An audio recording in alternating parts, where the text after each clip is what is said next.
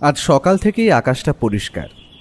আমি ঘুম থেকে উঠে চায়ের পেয়ালাটায় একটা চুমুক দেব, এমন সময় সত্যবতী এসে বলল, কি গো ঠাকুরপো, অনেক দিন তো হলো, তোমাদের কাছে তো সেই মতো একটা ভালো কেসও এলো না দেখছি।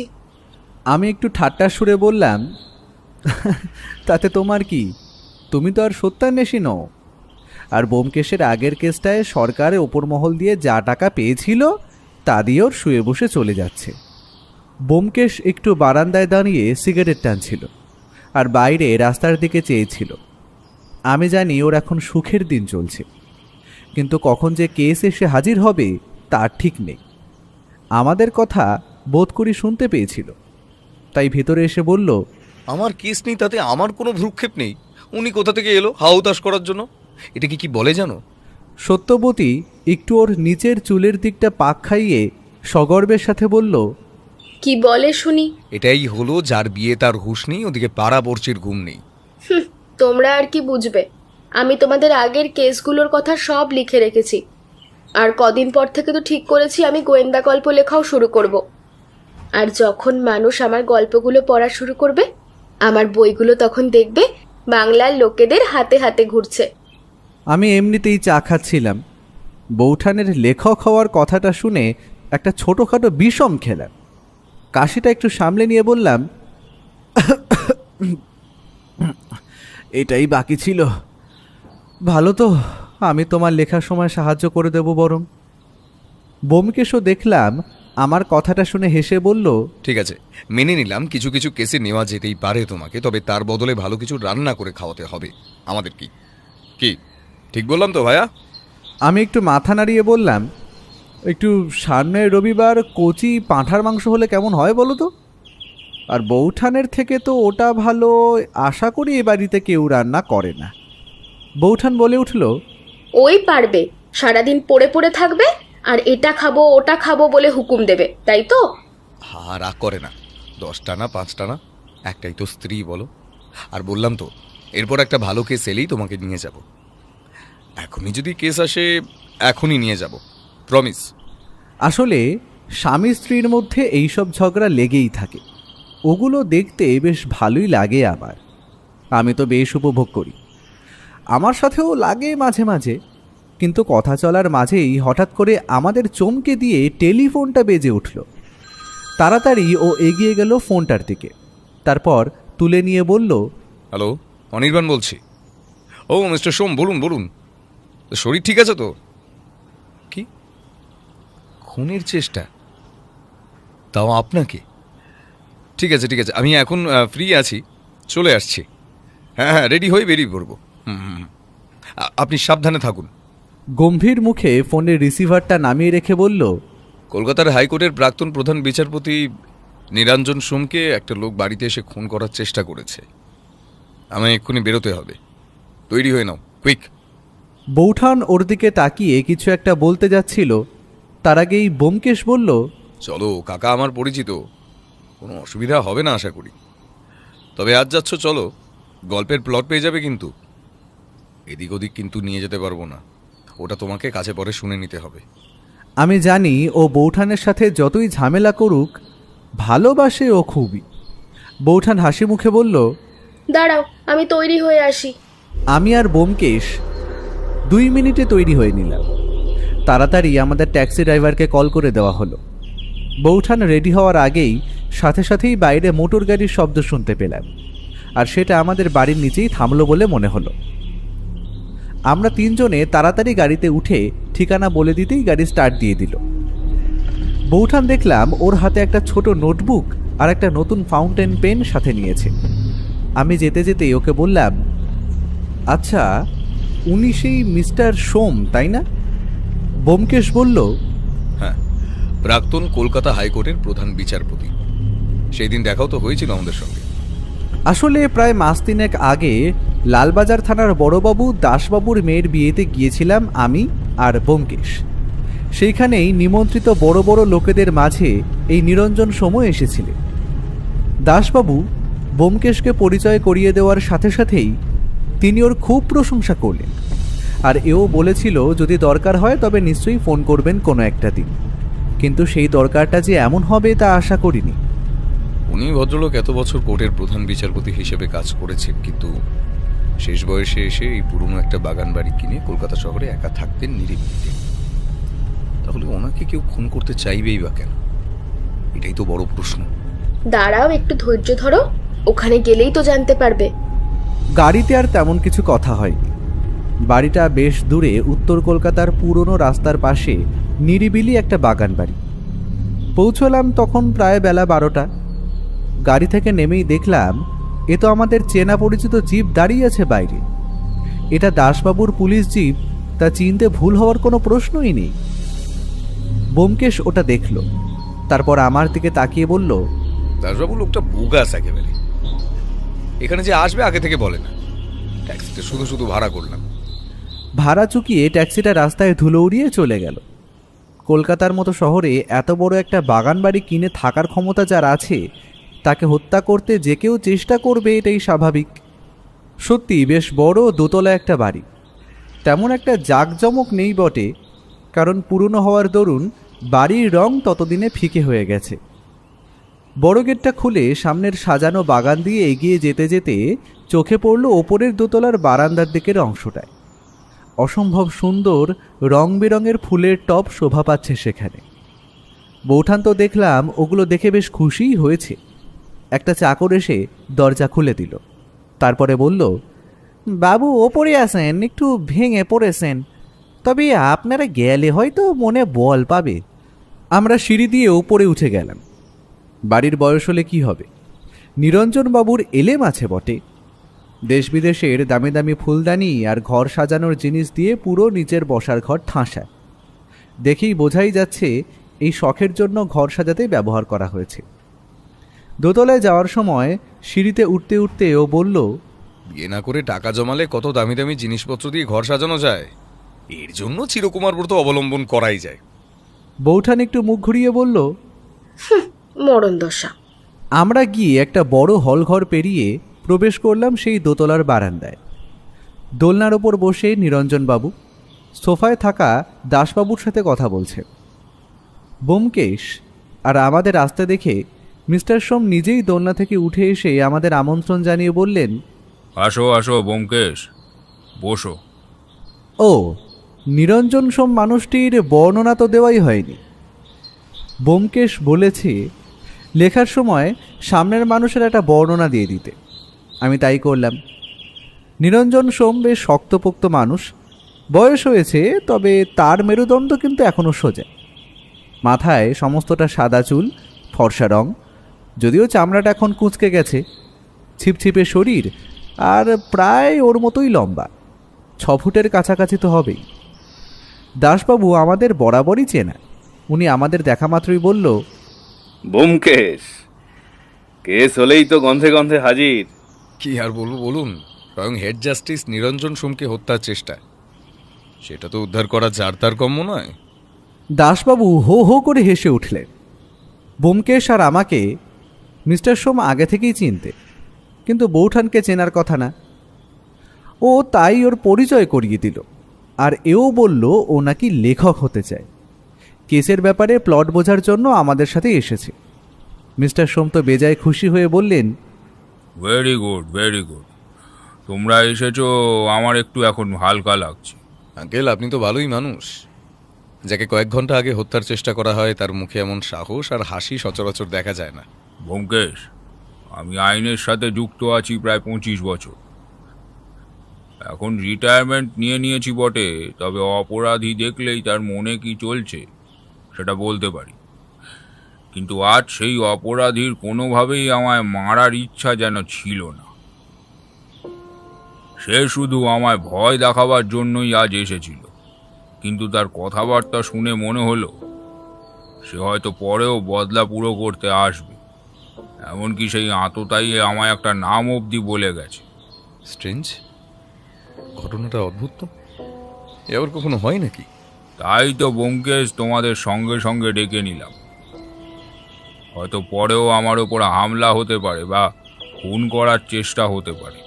আপনি একটা কাজ করুন, সেই লোকটা আসা থেকে পরপর কি হয়েছে সবটা আমাদের খুলে বলুন। আমি সবটা শুনে তবে নিজের সিদ্ধান্তে আসতে পারবো। চাকর আমাদের জন্য 1 কাপ করে কফি দিয়ে গিয়েছে। সেটা তুলে একটা চুমুক দিয়ে নিরঞ্জনবাবু বলা শুরু করলেন। আজও রোজ সকালের মতো ঘুম থেকে উঠে আমি নিজের এই বারান্দায় এসে বসি, আর দেখতেই পাচ্ছ বারান্দায় সাজানো ফুল গাছগুলো একদিকে আর অপরদিকে দোলনাটা। সে যাই হোক, রোজ সকাল সকাল ফুল গাছগুলোতে জল দিই, আজও দিচ্ছিলাম নিজের মতো। তারপর একটু চুপচাপ বসলাম দোলনাটায়। আমার কাজের একটাই চাকর দেখেছ, নাম বিশু, অত্যন্ত বিশ্বস্ত, আর আমার সাথে রয়েছে প্রায় 12 বছরেরও বেশি। বিশুকে ফর্দ করে দিলাম দুপুরে খাওয়ার জন্য বাজার আনতে। ও বাজারে বেরিয়ে গেল স্পষ্ট মনে পড়ে। তারপর চুপচাপ বসেছিলাম। পেছনে আমার রেডিওটা বাজছিল, গান ভেসে আসছিল কানে তখন, তাই হয়তো শব্দটা ঠাউর করতে পারিনি। ব্যালকনিতে যে একটা লোক এসে দাঁড়িয়েছে তা খেয়ালই করতে পারিনি। পাশের ওই বড় আম গাছটা দেখেছ, ওই গাছের একটা ডাল বেয়েই লোকটা এসেছে আশা করা যায়। আমি অপর দিকে চেয়ে, লোকটা নিঃশব্দে আমার কাছে এলো। তারপর হঠাৎ করেই আমার চমকে দিয়ে আমার সামনে এসে দাঁড়ালো। লোকটার চেহারা সাধারণ ভেতো বাঙালির মতো গড়নের, কিন্তু তার মুখে একটা কালো রঙের বড় মাস্ক পরা, আর মাথা আপাদমস্তক টুপিতে ঢাকা, তাই তার মুখ দেখার প্রশ্নই হয় না। এমনিতেই আমার বয়স হয়েছে, বাড়ি দিয়ে বেরোতে পারি না। আচমকা লোকটা আমার সামনে এসে অদ্ভুত এক খ্যানখ্যানে গলায় বলল, না, উঠতে হবে না। আপনি আপনি আমায় চিনবেন না, তবে তবে আপনাকে কিছু পুরনো স্মৃতি মনে করাতে চাই। আমি তো তাজ্জব বনে গেলাম। তারপর জোর দিয়ে বলে উঠলাম, এসব হচ্ছেটা কি? আমার সাথে রসিকতা করছো? তুমি জানো আমি কে? সে আমার কথাটা যেন শুনতেই পেল না। তারপর অদ্ভুত এক প্রশ্ন করে বসলো, আচ্ছা জজ সাহেব, আপনার 5 বছর আগে একটা কেস, গোবিন্দ নস্করের কথা মনে আছে, যাকে আপনি ফাঁসি কাঠে ঝুলিয়েছিলেন? জীবনে এত কেস দেখেছি, তাই মনে না থাকারই কথা, কিন্তু এইটা মনে ছিল। একটা গো বেচারা জাতীয় মানুষ, কিন্তু সে নাকি ছোড়া মেরে খুন করেছে একটা লোককে। প্রথমে দয়া হলেও পরে লোকটার অপরাধের কথা ভেবে ফাঁসির রায় দিয়েছিলাম। আমি তৎক্ষণাৎ লোকটাকে বললাম, তুমি ওই লোকটার ফাঁসির বদলা নিতে এসেছো নাকি? তবে জেনে রাখো, যার যেটা সাজা আমি তাকে ততটাই সাজা দিই, আর তাও আইনিভাবে। তাতে আমার কিছু এসে যায় না। লোকটা হঠাৎ আমার চমকে দিয়ে পকেট থেকে বার করে আনলো একটা ধারালো ছুরি।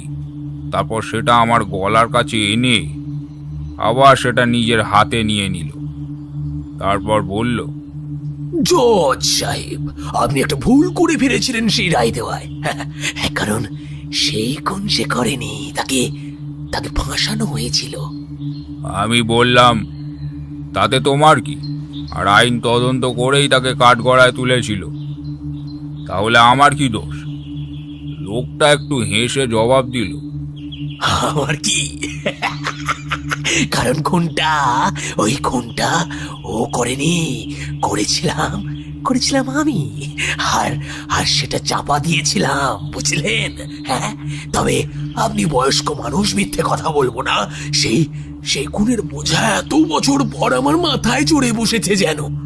রোজ রাতে ঘুম আসে না আমার, রোজ একটা অপরাধ বোধ কুড়ে কুড়ে খায় আমায়। হ্যাঁ, কিন্তু একদিন হঠাৎ মনে হলো, আপনি তো জজ ছিলেন। হ্যাঁ, তাহলে দোষ তো আপনার, কারণ লোকটাকে ফাঁসিতে তো আপনি ঝুলিয়েছিলেন, তাই না জজ সাহেব? আমি তাকে বললাম, তুমি যদি আমায় মারতে চাও মারতে পারো। ভুল হয়েছে যখন আমি স্বীকার করে নিলাম, নাও মারো আমায়। লোকটা অদ্ভুত হেসে ছোড়াটা তার পকেটে আবার চালান করে দিয়ে বলল, না, আপনাকে মারার সময় এখনো আসেনি, বুঝলেন? কারণ আমার উত্তর এখনো আমি পাইনি। কে দোষী, আপনি না আমি, সে উত্তর আমি এখনো পাইনি। তার উত্তর পেলে হয়তো আপনাকে এসে মেরে যাব। এই বলে লোকটা উঠে একটা টেপ বের করে আমার মুখে চিপকে দিল, আর কালো একটা কাপড় বেঁধে দিল আমার চোখে, আর সাথে হাতও বেঁধে দিল। আমার শরীরের যা অবস্থা, আমি জানি ওর সাথে গায়ের জোরে পেরে উঠব না। আর যার পকেটে ধারালো ছোড়া, তাতে আবার মাথায় সামান্য ছিটগ্রস্ত, কোনো জোর জবরদস্তি করিনি। লোকটা যেভাবে এসেছিল চলে গেল ঠিক সেভাবেই। কিছুক্ষণ পর চাকর বিশু এসে আমায় এই অবস্থায় দেখে সব খুলে দেয়। তারপর তোমায় আর দাসবাবুকে কল করি আমি। এই হলো সব ব্যাপার। দাসবাবু সবটা শুনে বললেন, এ তো পাগলের কাজ মনে হচ্ছে। না হলে শুধু শুধু কষ্ট করে একটা লোক আপনার দোষ ধরিয়ে দিতে এলেন কেন? ব্যোমকেশ এতক্ষণ চুপচাপ ছিল, এবার এসে বলল, দাসবাবু, আপনি হয়তো ভুলে যাচ্ছেন লোকটা শেষে বলে গেছে তার ইচ্ছা হলে পরে সে আবার মিস্টার সোমকে খুন করতে আসবে। তাই উনি ঠিকই করেছেন আমাদের খবর দিয়ে। দাসবাবু একটু আমতা আমতা করে বললেন, তাও ঠিক কথা।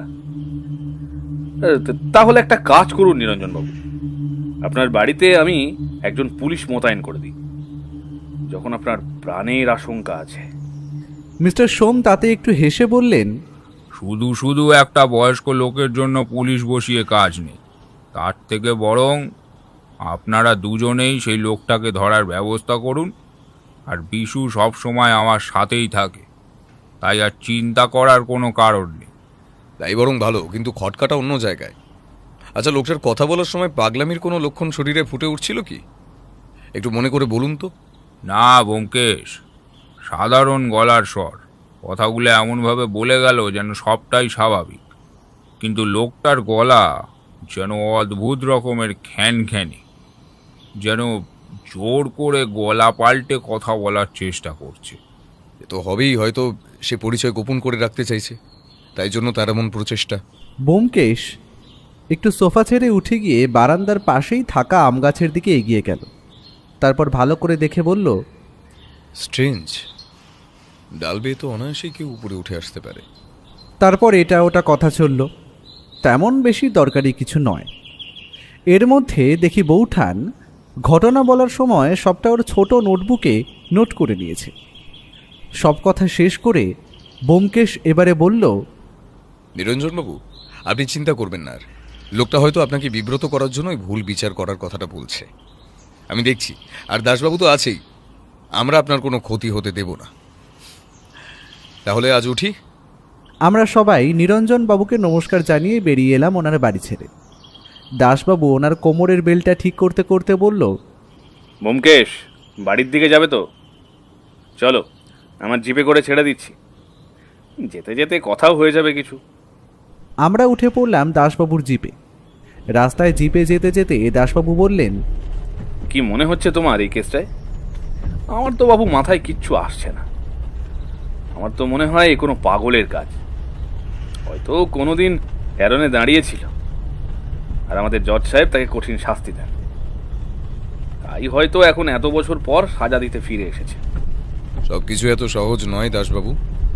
লোকটা যদি প্রতিশোধ নিতে আসতো, নিমেষেই আজ মিস্টার সোমকে খুন করতে পারত, কিন্তু সে তা করেনি। তার জন্যই লোকটাকে আমার একদম শিক্ষিত মাস্টার মাইন্ড মনে হচ্ছে। কি জানি বাপু। গাড়িটা ততক্ষণে আমাদের বাড়ির নিচে গিয়ে দাঁড়ালো। আমরা গাড়ি থেকে নামলাম। ও দাসবাবুর কাছে এগিয়ে গিয়ে বলল, দাসবাবু, একটা কাজ করতে হবে আপনাকে, আর পুলিশের থেকে এ কাজ ভালো কেউ করতে পারবে না আশা করি। আপনি একটা কাজ করুন, ওই পুরনো যে কয়েদি, কি যেন নাম, গোবিন্দ নস্কর, ওর কেসের ফাইলটা একবার খুঁজে দেখুন, আর সব ডিটেলস আমায় জানান। আর লোকটার পরিবারে আর কে কে আছে সব আমার চাই। যত তাড়াতাড়ি হয় ততই ভালো। সেই পুরনো ফাইল খোঁজা, উফ, সেই আবার ধুলো ময়লার স্তূপে হাত দেওয়া, পারি না আর। রিটায়ারমেন্ট নিয়ে নেব আমি। ঠিক আছে, তুমি যখন বলছো খুঁজে দেখবোক্ষণ। ও একটু হাসলো। গাড়িটা রাস্তার ধুলো উড়িয়ে বেরিয়ে গেল। সেই দিন বাড়ি ফিরে স্নান খাওয়া করে বসলাম। ও ওর ঘরে গেল, বলল কেসটা নিয়ে একটু ভাববে। আমি জানি এখন ওকে বিরক্ত করে লাভ নেই, তাই নিজের মতো চুপচাপ বসার ঘরে একটা বই খুলে পড়ছিলাম। এমন সময় ঘরের টেলিফোনটা বেজে উঠল। আমি দৌড়ে গিয়ে ফোনটা কানে দিয়ে বললাম, হ্যালো। কিছুক্ষণ সব চুপচাপ। তারপর হঠাৎ করেই নিস্তব্ধতা ভেঙে ফোনের ওপারে একটা মহিলা কণ্ঠ শোনা গেল। ব্যোমকেশ বাবু, এত কৌতূহল কিন্তু ভালো নয়। যে যা দোষ করেছে তার থেকে কারো রেহাই নেই। সাজা তাকে পেতেই হবে, সে জজ হোক বা অন্য কেউ। আর সব ব্যাপারে নাক গলানো বন্ধ করুন, তাতে আপনারই মঙ্গল। বলেই মুখের ওপর ফোনটা কেটে দিল। ব্যোমকেশ মনে হয় ফোনের শব্দটা শুনেছিল। আমি ওই রকম দাঁড়িয়ে আছি দেখে বা আমার চুপসে যাওয়া মুখের দিকে তাকিয়ে সঙ্গে সঙ্গে ফোনটা কেড়ে নিল। তারপর কানের কাছে দিয়ে রিসিভারটা নামিয়ে রাখল। সোফার উপর বসে বলল, গলাটা কেমন ছিল? একটা মহিলার গলা। হুমকি দিল কিনা বলতে পারবো না, তবে সাবধান হতে বলে দিল। আর কিছু বলল না, একটা সিগারেট জ্বালিয়ে ঘরের দিকে চলে গেল। ওর মুখ দেখে বোঝার উপায় নেই ওর মাথার ভিতর তখন কি চলছে। সারাদিন তেমন একটা কিছু ঘটেনি, কিন্তু রাতের বেলা হঠাৎ করেই দাসবাবু ফোন করেছিলেন। ফোন স্পিকারেই ছিল। তিনি বললেন, হ্যালো ব্যোমকেশ, তুমি যে ওই গোবিন্দ নস্করের খোঁজ নিতে বলেছিলে, বহু কষ্টে খুঁজে পেলাম ওই ফাইলটা। এই লোকটা নাকি একটু মাথায় চিরগ্রস্ত ছিল, আর মানসিক দিকও ঠিক ছিল না। হঠাৎ করেই একদিন কি হলো কেউ জানে না, লোকটা তার প্রতিবেশীকে ছুরি দিয়ে কুপিয়ে হত্যা করে। আর তারপর সেই হত্যার কাণ্ড প্রতিবেশীর স্ত্রী দেখতে পায়। সঙ্গে সঙ্গে পুলিশ আসে, আদালতে মহিলাই বয়ান দেয় সেই খুন করেছে তার স্বামীকে। ব্যাস, তারপরেই মৃত্যুদণ্ড। আর তার বিচার করেছিলেন আমাদের নিরঞ্জন বাবু। এই হলো পুরো ঘটনাটা। আর সব থেকে আশ্চর্যের একটা কথা বলি ব্যোমকেশ, তুমি আমায় ওর ফ্যামিলি ডিটেলস চেয়েছিলে না? ওটা খুঁজতে গিয়ে একটা ইন্টারেস্টিং জিনিস খুঁজে পাই। লোকটার একজন নিজস্ব দাদাও আছে, যার নাম সুবিমল নস্কর। আর সেই শহর কলকাতাতেই আছে। কিন্তু আশ্চর্যের বিষয়, সেই লোকটার পেছনে পুলিশ খোঁজ খবর নিয়ে জানতে পারে ওই প্রতিবেশী স্ত্রী, যার স্বামীকে লোকটার ভাই খুন করে। সুবিমল নস্করের সাথে নাকি মহিলার কিছু অবৈধ সম্পর্ক আছে। আর ব্যাপারটা বেশ মাখো মাখো, বুঝলেন? ওই যা হয় আর কি। ব্যাস, এখনকার মতো এইটুকু ইনফরমেশন দিতে পারলাম। আর সেই সুবিমলের বাড়ির ঠিকানাটা দিচ্ছি, নোট করে নিন। আমি কথা শুনতে শুনতে নোট করে নিলাম ঠিকানাটা। এবার টেলিফোনে রিসিভারটা রেখে দিল। রাতে আমি একটু লেখার কাজ করে ঘুমোতে ঘুমোতে দেরি হয়ে গেছিল। সকালে ওর ধাক্কায় যখন ঘুম ভাঙল তখন প্রায় 9টা বাজে। ওঠো বন্ধু ওঠো, যেন কুম্ভকর্ণের নাতি। রাতে কি যে করো বাবা জানি না। চা খেয়ে তৈরি হয়ে নাও তাড়াতাড়ি, না হলে আমি চললাম একা। সুবিমল বাবু লোকটার বাড়ি। সঙ্গে সঙ্গে তরাক করে লাফিয়ে উঠলাম আমি। চাটা খেয়ে ফ্রেশ হয়ে যখন রেডি তখন প্রায় 10টা। আমি আরও তাড়াতাড়ি তৈরি হয়ে নিলাম। আজ হলো আবার রবিবার, তাই ছুটির দিন গেলে লোকটাকে আজকে বাড়িতে পাওয়া যাবে আশা করি। ট্যাক্সি নিয়ে যখন বেরোলাম হালকা রোদ্দুর উঠেছে আকাশে। কলকাতার রাস্তা, আজ রবিবার বলে ভিড় আর জ্যাম অনেক কম, তাই খুব তাড়াতাড়ি পৌঁছে গেলাম গন্তব্যে। বেশ বড় ধরনের আধুনিক দোতলা বাড়িটা। বাইরে বেল দিতেই দরজাটা খুলে দিল একটা চাকর। কাকে যাই বাবু? আমরা সুবিমল বাবুর সঙ্গে কিছু কথা বলতে এসেছি। ওনাকে বলুন মিস্টার বক্সি এসেছেন। আমাদের ওপরে গিয়ে বসতে বলে দরজা বন্ধ করে দিলেন তিনি। আমরা সিঁড়ি বেয়ে ওপরে উঠে গেলাম বড় ধরনের একটা প্যাসেজ হয়ে বসবার ঘরে। ঘরটা বেশ দামি জিনিসপত্র দিয়ে সাজানো। কিছুক্ষণের মধ্যে চাকরটা 2 কাপ চা এনে আমাদের সামনে রেখে বললেন, বাবু, স্টাডি রুমে আছেন উনি, চাটা খান, আমি গিয়ে খবর দিচ্ছি যে আপনারা আইছেন। তারপর ও একটা পড়ার বই আর আলমারিটার দিকে এগিয়ে গিয়ে কিছু একটা দেখছিল। যেটাকে খুঁটিয়ে দেখছিল সেটা নিচের কাঁচে ঘেরা তাকের ওপর রাখা একটা ফাইল। ও ওইখানেই দাঁড়িয়ে দেখছিল ভেতরটা। এমন সময় ঘরে প্রবেশ করলো মিস্টার সুবিমল নস্কর। ওকে দেখে ও বলল, একই আপনারা হঠাৎ বলেনি কমনেই আমার বাড়িতে কি করছেন? ও এবার ওর প্রাইভেট ইনভেস্টিগেটর কার্ডটা এগিয়ে দিতেই লোকটার মুখটা দেখলাম শুকিয়ে গেল। ও আমার পরিচয় করিয়ে দিয়ে বলল, সুবিমল বাবু, আপনার কাছে আমাদের কিছু প্রশ্নের উত্তর জানার আছে, তাই যদি একটু সময় দিতেন খুবই ভালো হতো। আর এটা পুরোটাই আপনার ভাইয়ের সম্বন্ধে। ভাইয়ের কথা শোনা মাত্র দেখলাম লোকটা তেলে বেগুনে জ্বলে উঠল। ভাই, আমার কোনো ভাই নেই। যে একটা খুনি সে আমার ভাই হতেই পারে না। আপনারা তো পুলিশের লোক নন, তবে আপনাকে আমার এইসব প্রশ্নের উত্তর দেওয়ার কোনো প্রয়োজন বোধ করি না। লোকটার দেখলাম মেজাজ সব সময় তুঙ্গে থাকে, ছোটোখাটো রোগা শরীর আর মাথায় ব্যাকব্রাশ করে আঁচড়ানো চুল। একদম ভেতো বাঙালির মতো চেহারায় যে এত রাগ থাকে তা কি করে জানি না। ও আর বসলো না, কারণ সামনের মানুষটির যদি ইচ্ছে না থাকে তার দিয়ে কিছু বেরোবে না। খালি নমস্কার জানিয়ে বলল, শুনুন সুবিমলবাবু, আপনি আমায় বললেন না ঠিক আছে, তবে পুলিশ নিজের উত্তর কিভাবে বার করে নিতে হয় সবটাই জানে। ঠিক আছে, উঠি আজ। আপনার অনেকটা সময় নষ্ট করে দিলাম। লোকটা দেখলাম হন হন করে পাশের ঘরে চলে গেল। আমরা ওর বাড়ি থেকে বেরিয়ে পড়লাম। রাস্তায় নেমে আমি ওকে প্রশ্ন করলাম, তুমি ছেড়ে দিলে যে? ওনার কথা শুনে তো মনে হলো কোনো জ্বলন্ত আগ্নেয়গিরির থেকে কম কিছু নয়। আমার কথায় যেন কোনো ভ্রুক্ষেপই করলো না, শুধু বলল, চলো, কাছেই ডক্টর মজুমদারের কেবিন। কলকাতার নাম করা মানসিক রোগের চিকিৎসা করা একজন ডাক্তার। ওনার দর্শনটা একটিবার করে আসি, বুঝলে? ওর মুখে একটা হাসি লেগে রয়েছে, তার মানেও কিছু একটা সূত্র খুঁজে পেয়েছে, আর সেই সূত্র ধরে হাঁটলে এই কেসের কিনারা সে করতে পারবে। আমি বললাম, তা এখন এই ডাক্তারের ক্লিনিক কি খোলা থাকবে? আজ তো রবিবার। একটু হেসেও বলল, চলো না, গিয়ে দেখাই যাক। আমি আর ও হেঁটেই পৌঁছে গেলাম সেই ক্লিনিকে। 4 তলার একটা কেবিনে বসেন ডক্টর মজুমদার, আর ক্লিনিকে গোটা চারেক রোগীও ছিল। দুপুরবেলা বলে হয়তো রোগীর ভিড় একটু কম। রোগীর ভিড় হালকা হয়ে যাওয়ায় আমরা ভেতরে প্রবেশ করলাম। হাত জোর করে প্রণাম জানিয়ে ও বলল, ভেতরে আসতে পারি? ডাক্তারবাবু বোধ করি সব রুগী শেষ করে মনে করে সব কিছু গুছিয়ে রাখছিলেন, সেই রকমভাবেই বলে উঠলেন, ইয়েস, কাম ইন। আপনাদের অ্যাপয়েন্টমেন্ট ছিল বলে তো মনে হচ্ছে না। বসুন বসুন। সামনের দুটো সিট দেখিয়ে দেওয়ায় আমরা সেইখানেই বসলাম। ওর কার্ডটা এগিয়ে দিতেই উনি বললেন, ও মাই গড, আপনিই তো সেই সুনামধন্য গোয়েন্দা। বলুন বলুন, how may I help you? আর কিছু নেবেন, চা বা কফি? ও একটু হেসে বলল, আরে না না, এই দুপুরে ওইসব কিছু লাগবে না।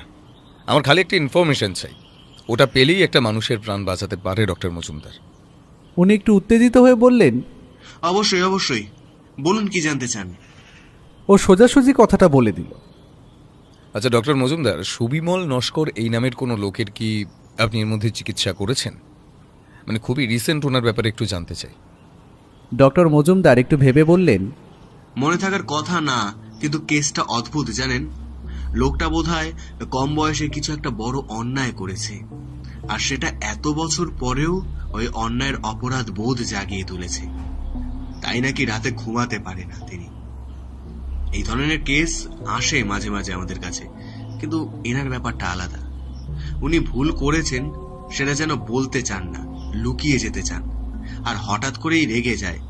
এটাই একটা রোগের সিমটম।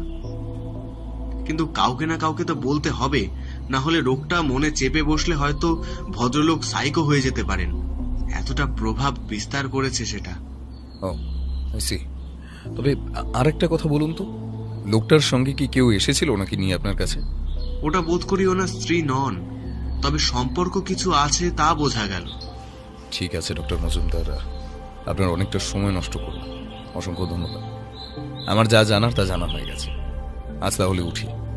ভবিষ্যতে যদি কোনোদিন দরকার লাগে আমায় জানাতে ভুলবেন না কিন্তু। কার্ডটা আপনার কাছেই রইল। আমরা নমস্কার জানিয়ে বেরিয়ে পড়লাম। রাস্তায় যেতে যেতে আমি বললাম, আচ্ছা তুমি ডক্টর মজুমদারের কাছে আসার ব্যাপারটা বুঝতে পারলে কিভাবে? বুঝলে না, খুব সহজ। আলমারিটার কাছে ডক্টর মজুমদারের একটা ভিজিটিং কার্ড চোখে পড়ল, আর লোকটার কথা বলার যা ধরন আর রেগে যাওয়া দেখেই বোঝা যায় এর মানসিক কোনো রোগ আছে। তবে এই নিরঞ্জন বাবুকে হত্যা করার চেষ্টা করেছে তার কোনো প্রমাণ এখনো আমার হাতে আসেনি। আর প্রতিবেশী মহিলার সাথে সম্পর্ক, ওটাও কিন্তু সাধারণ ব্যাপার নয়। কথা বলতে বলতে আমরা 4 মাথার মোড়ে পৌঁছে গেলাম। এদিকটা বরাবরই ভিড় থাকে। আমরা রাস্তাটা ধরে এগোচ্ছি, ভিড়ের মধ্যে একটা লোকের সাথে আমার ধাক্কা লাগলো। তখন বুঝিনি, বাড়ি পৌঁছে পকেটের মধ্যে কিছু একটা ঠেকতেই হাত ঢুকিয়ে দেখলাম একটা কাগজ সেখানে রয়েছে। সেটাই খুদে খুদে অক্ষরে লেখা, পারফেক্ট মার্ডার, সেটা নয় যেখানে খুনি ধরা পড়ে না, বরং পারফেক্ট মার্ডার সেটাই যেখানে একটি নিরপরাধ লোক ধরা পড়ে। এটা পাওয়া মাত্র আমি ওর কাছে ছুটে গেলাম। ওর মুখে একটা কাগজটা দেখে একটা হাসি খেলে গেল। ও শুধু একটা কথাই বলল, সাইকো কিলার। পরের দিন সকালে আমি একটু ওর ঘরে গিয়ে দেখি ও চুপচাপ খাটের ওপর শুয়ে পা নাড়তে নাড়তে কিছু একটা ভাবছে। পাশেই একটা খাতা পড়ে আর সেই কাগজটা। আমি পাশে গিয়ে বসলাম আর বললাম, কিছু কি বুঝতে পারলে? ও উঠে বসে একটা সিগারেট জ্বালিয়ে একটা বড়সড় টান দিল, তারপর ধোয়া ছেড়ে বলল, বেশিরভাগ প্রশ্নের উত্তর পাওয়া গেছে, কিন্তু আমি এটা বুঝতে পারলাম না এতে মিস্টার সোমকে খুন করার মোটিভটা কোথায়। আর যেমন ধরো ওই যে মহিলার সঙ্গে সম্পর্ক আছে লোকটার, সেটা তো জানা গেল, কিন্তু কেন তিনি ওনার সঙ্গে সম্পর্কে জড়াবেন? কেন? একজন পতিহারা মহিলা যে বিধবা থাকবে এটা কোন আইনে লেখা আছে যে সে আবার সম্পর্কে জড়াবে না? নিজেই নিজের বলা কথাটা শুনে আমি উত্তেজিত হয়ে উঠলাম। আমার মাথায় তখন একটা সম্ভাবনা উকি দিচ্ছে। আমি বললাম, এটা তো জলের মতো পরিষ্কার। খুনটা সুবিমলবাবু নিজেই করেছেন, আর হয়তো তার প্রতিবেশী মহিলার সাথে তার সম্পর্ক আগে থেকেই ছিল, তাই জন্য তারা জোট বেঁধে খুন করে লোকটাকে। আর আমরা শুনেছি গোবিন্দ নস্কর লোকটার তো একটু মাথায় ছিট আগে থেকেই ছিল। খুন করে তাকে ফাঁসিয়ে দেওয়া এটা তো অতি সহজ কাজ। ওর মুখে একটা হাসি খেলে গেল, আমার পিঠে চাপড় মেরে বলল, এতদিনে বলা যায় তুমি আমার সঙ্গে ঘুরে ঘুরে ভালোই কাজ শিখেছো। সবটাই তো হলো, আর এটা যে সত্য তা প্রমাণ করা কঠিন কাজ নয়। কিন্তু লোকটা মিস্টার সোমকে খুন করবে কেন? কেন, ডক্টর মজুমদার তো বলেই ছিলেন ও বড়সড় মানসিক রোগের শিকার। সেই রোগের বশেই হয়তো। তৎক্ষণাৎ সিগারেটটা জানলা দিয়েও ছুঁড়ে ফেলে দিল, তারপর ছুটে এসে বলল, দাঁড়া দাঁড়া, মাথাটা খুলে গেল মনে হচ্ছে। সবটাই ঠিক, গোবিন্দ নস্কর খুন করেনি, আর তাকে ফাঁসিয়েছিল সুবিমল বাবু আর সেই মহিলা মিলে। আর এটা তোমার কালকের পাওয়া কাগজ দেখে স্পষ্ট বোঝা যাচ্ছে। কিন্তু একটা প্রশ্নের উত্তর আমি খুঁজছিলাম, সেটা হলো কাগজে পাওয়া 26 লেখা নাম্বারটির কথা। এতক্ষণ ভাবছিলাম ওই লেখাটা কোনো বই দিয়ে নেওয়া, আর সেটা তার কোড নাম্বার, কিন্তু না। আজকে তারিখটা কত বন্ধু? আমি তৎক্ষণাৎ বললাম, আজ তো 26। তার মানে পরে বুঝতে পারবে। একটা বড় কিছু ঘটতে চলেছে। তাড়াতাড়ি যা পড়ে আছো ওটা পড়েই বেরিয়ে পড়ো। রাস্তায় যেতে যেতে থানায় দাসবাবুকে তুলে নেওয়া যাবে। আমরা পৌঁছতে দেরি হলে একটা অঘটন ঘটে যেতে পারে। ওঠো ওঠো। তৎক্ষণাৎ পায়জামাটা চুরিয়ে নিল। আমিও তৈরিই ছিলাম। তাড়াতাড়ি করে রাস্তায় নেমে একটা ট্যাক্সি নিলাম। ও ঠিকানাটা বলে দিয়ে বলল, যত তাড়াতাড়ি পারবে চালাও, থানা চলো, তারপর এই ঠিকানায় কুইক। ওর কথা শুনে হয়তো ড্রাইভারটাও রহস্যের গন্ধ পেয়েছে। রাস্তায় গাড়ি ছুটিয়ে দিল সে। সময় মতো তাড়াতাড়ি করে দাসবাবুকে তুলে নেওয়া হলো। দাসবাবু ওর কয়েকজন পুলিশকে জিপ নিয়ে আমাদের পেছনে আসতে বলে দিল। আমার মাথায় ঢুকছে না হচ্ছেটা কি। এখন এটা যেন যা ঘটছে সবটাই রঙ্গমঞ্চ, আর ও তার হিরো, সবটাই সে জানে। দাসবাবু শুধু বললেন, ব্যোমকেশ, এত তাড়াতাড়ি কেন বুঝতে পারলাম না? আজকে কিছু হতে চলেছে। মিস্টার সোমের কি প্রাণের ভয় আছে? ও মাথা নাড়িয়ে উঁচু গলায় বলল, সুবিমল নস্কর লোকটা পুরো সাইকো, আর সে মিস্টার সোমকে খুন করতে যায়নি আজ, কারণ ওর মানসিক রোগটা এমন, ওর অপরাধবোধ ওকে গিলে খাচ্ছে। তাই ভাইয়ের উপর দোষ চাপানোর আগেও উনি সেই খুনটা করেছিলেন, আর সেটা তিনি জজ সাহেবের সামনে খুলে বলতে চায়, আর তার প্রায়শ্চিত্ত করতে চায়। আর মিস্টার সোম?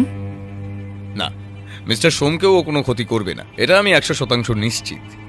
আমার ভয়টা অন্য জায়গায়। তাড়াতাড়ি চলো ড্রাইভার, না হলে একটা অঘটন ঘটে যাবে। ড্রাইভার ঠিক গাড়ি চালাচ্ছে না প্লেন চালাচ্ছে সেটা আমি জানি না, কিন্তু ওর গাড়ি চালানোর হাত যে কতটা দক্ষ আজ তা বোঝা গেল। ঠিক 8 মিনিটের মধ্যে 20 মিনিটের রাস্তা প্রায় গতি 60-এর নিচে নামতে না দিয়ে সে আমাদের পৌঁছে দিয়েছে। গাড়ির দরজা খুলে নামতে যাব, জজ সাহেবের বাড়ির বারান্দা থেকে পরপর 2টো বন্দুকগুলির শব্দ হলো। ও যতটা জোরে হয় দৌড়ে গেল সিঁড়ি বেয়ে। আমি আর দাসবাবু ওর পেছন পেছন বসার ঘর পেরিয়ে প্রবেশ করলাম বারান্দায়। কিন্তু সেইখানে যা দৃশ্য দেখলাম তাতে আমার চোখে বিশ্বাস করতে পারছিলাম না। আমার হাত পা তখন বরফের মতো শীতল হয়ে এসেছে। ও আমার পাশে থ মেরে দাঁড়িয়ে। আমি আর দাসবাবু ততক্ষণ বারান্দায় এসে হাঁপাচ্ছি। চোখের সামনে যেটা দেখছি সেটা কিছুটা এই রকম। সামনে বৃদ্ধ মিস্টার সোম দোলনাটায় বসে আছেন, ওনার মুখটা ফ্যাকাশে, আর তার ঠিক অপর দিকে রক্তে ভিজে আছে মেঝের সাদা পাথর। সেই রক্তের উৎস লক্ষ্য করলে দেখা যাবে একটা লোক চোখ উল্টে গুলিবিদ্ধ অবস্থায় সেখানে পড়ে আছে, আর গুলিগুলো ঠিক তার মাথায় করা হয়েছে, আর বন্দুকটা তার নিজের হাতে ধরা, অর্থাৎ তিনি নিজে আত্মহত্যা করেছেন। সেই মৃত পড়ে থাকা লোকটা আর কেউ নয়, তিনি স্বয়ং আমাদের মিস্টার সুবিমল লস্কর। ও শুধু দাঁড়িয়ে থাকা অবস্থায় নিচু গলায় বলল, পারফেক্ট মার্ডার সেটা নয় যেখানে খুনি ধরা পড়ে না। He proved that.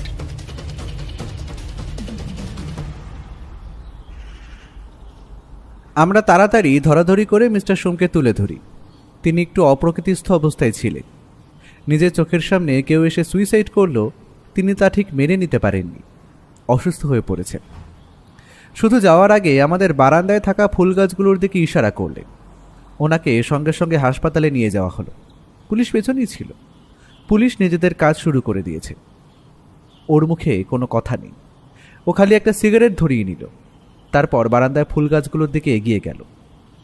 সেখানে গাছের আড়ালে লুকানো ছিল একটা ভিডিও ক্যামেরা, সেটা সমস্ত ঘটনা রেকর্ড করে রেখেছে। আমরা বেরিয়ে এলাম। ও ক্যামেরাটা রেকর্ডিংটা চালালো।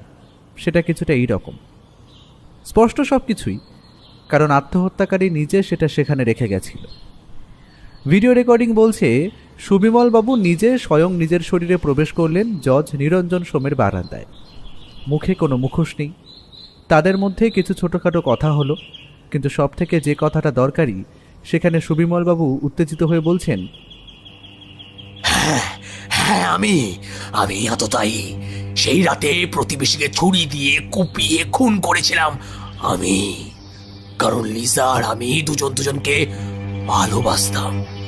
তাই সেই রাতে দুজন প্ল্যান করে খুন করি লোকটাকে, কারণ আমাদের মধ্যে ভালোবাসার বাধা হয়ে দাঁড়াচ্ছিল খালি ওই লোকটাই।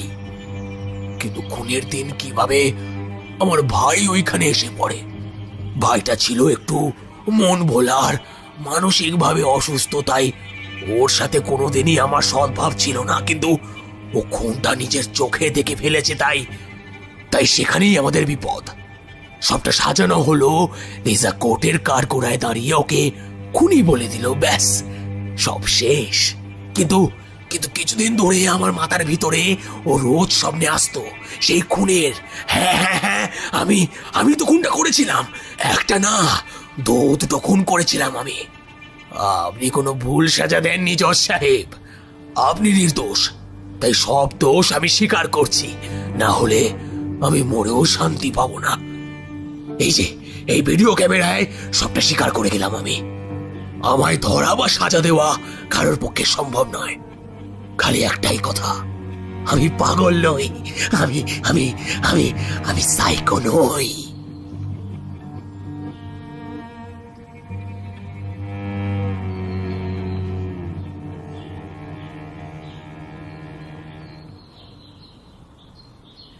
চিৎকার করে কথাগুলো বলতে বলতে লোকটা হঠাৎ তার হাত থেকে বার করে আনলো পিস্তলটা।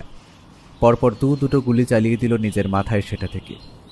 ব্যাস সব শেষ। ব্যোমকেশ, আমি, বৌঠান বসেছি আমাদের বাড়িতে খাওয়ার টেবিলে। বৌঠান বলল, তাড়াহুড়ো করে আমাকে তো এই কেসটার সাথেই নিলে না। এবার কিন্তু পরে কি হলো সেটা আমায় সব খুলে বলতে হবে তোমাদের। আরে চিন্তা কি, আমি আছি কি করতে, সবটা বলছি, তুমি শোনো। ও শুধু ওর হাতের সিগারেটটা টান দিয়ে বলল, যদি গল্পটা তুমি লেখো তবে এই গল্পটার নাম দিও সাইকো কিলার।